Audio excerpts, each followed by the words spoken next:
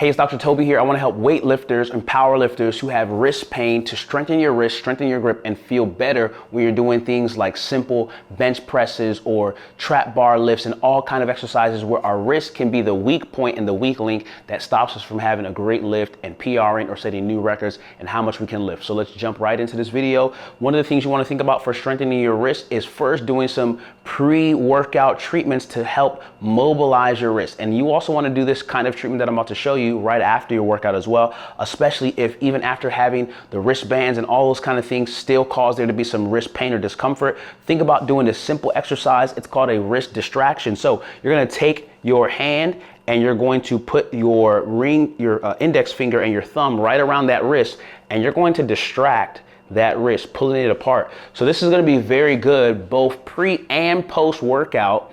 And if you do this pre-workout, you're going to want to do some strengthening exercises to follow up, especially if you already know you have some pain or discomfort. Usually during your workout or afterwards, you already want to make sure that you're getting into a routine to help rehab this, to get this injury addressed, but also to make sure it doesn't happen again. So we're distracting, hold it for 5 to 10 seconds and do several repetitions, okay? Hold it for 5 to 10 seconds. You control how much of the distraction or the extraction you're feeling. You're going to be pulling your wrist apart, and you're going to help those joints and those bones to get some relief from all the pressure they've been feeling. If you have a sprain to your joint, again, you're going to control how much you're pulling, because if you're feeling more pain while you're doing this, that's an indication that you're doing too much, or that this may not be ready, or you may not be ready for this particular level of exercise just yet. So as you're doing this 5 to 10 second hold, you can choose whether it's 5 seconds, 10 seconds. If you're more injured, start with less time, meaning if there's more pain, more discomfort, if you have it more frequently, things of that nature, 5 seconds is probably gonna be a good starting point, doing 10 repetitions and maybe doing a second set of 10 as well. After we've done this kind of exercise, where again, we've done 2 sets of 10 for maybe 5 second hold or a 10 second hold, what we want to do from there is we're going to start to incorporate some exercises that help to strengthen our grip and strengthen our wrist, because we don't just want to stretch things without strengthening and stabilizing it. Most people make the mistake, they're like, oh man, I wish I just stretched first. They do one of these and all that kind of stuff, which may not be bad, but they don't realize that depending on when you're doing that stretch, it may actually make your workout worse because you didn't prepare your muscles for the activity that they were about to do. So after you've stretched or mobilized your joint, you want to think about doing some basic exercises like a kettlebell hold. This is going to be a very tough exercise, so let's show you this. Now you can choose the kind of weight that you use to do this. I like using kettlebells because they're so heavy, and the contour of the kettlebell is going to determine the resistance that you're feeling at different points. As I'm holding this at a 90-degree angle, or about 90 degrees, I'm feeling a lot of torque and shaking. Now, if this is too hard for you, you can use a lighter resistance, and you're going to feel that difficulty. It's going to challenge all the muscles all around. This is a simple isometric hold, but it's getting a lot of torque and contour from the shape of this weight, because all the weight is at this end here, and I'm getting a good challenge here. Now, as I'm doing this for the purpose of a warm-up before a workout, I want to think about, one, you can still use the support straps for your wrist, but you can also focus on making sure that when you're holding this, that you're not feeling any pain or discomfort that's reproducing. And you don't want to do too much if you already know that you're going to do this for a workout. So let's say I'm about to do a pre-workout routine. I want to do this as a warm-up. I want to make sure that I'm only doing maybe about a 5 to 10 second hold, doing 10 repetitions, and that's it. If I'm doing this for the purpose of just an isolated treatment to help my wrist get better, then I can do more repetitions, because I'm not going to follow this up doing some exercises like bench pressing or all those other kind of things. So I'm going to hold this maybe 10 seconds, 15 seconds, 20 seconds, depends on what you need. But generally, we're going to hold it for at least 10 seconds, 10 to anywhere between 30 seconds, and doing at least 3 to 5 repetitions of this, right?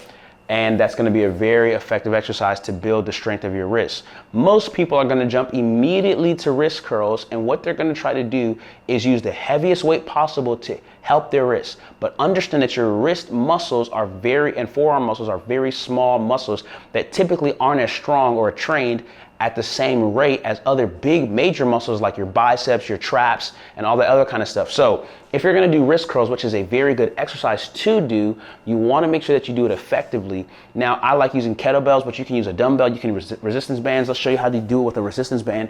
You can take a resistance band just like so, grab that there, And we can do wrist curls, just like so. Moving that wrist up. I love that resistance bands give you accommodating resistance. What that means is that unlike with other types of weights, the resistance, once you've gotten past gravity, is going to cease. But with resistance bands, the resistance actually increases as you move against gravity or even in different positions. So wrist curls can be done that way.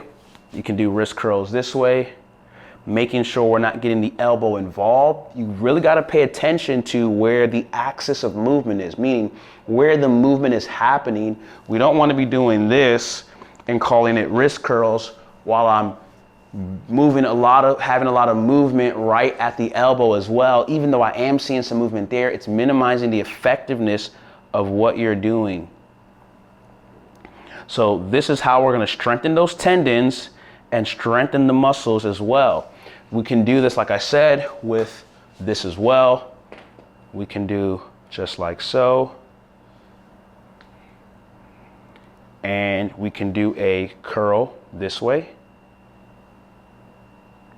But all of this over time will strengthen the wrist and integrity of our grip as we do exercises with barbells, all kind of other equipment that we use at the gym. So if you found this video helpful, like it and leave a comment. Let me know what was most helpful for you about this. This is a great way to rehab your wrist, get the wrist better, get it stronger so that you can not be limited by that weak point, the straw that broke the camel's back, right?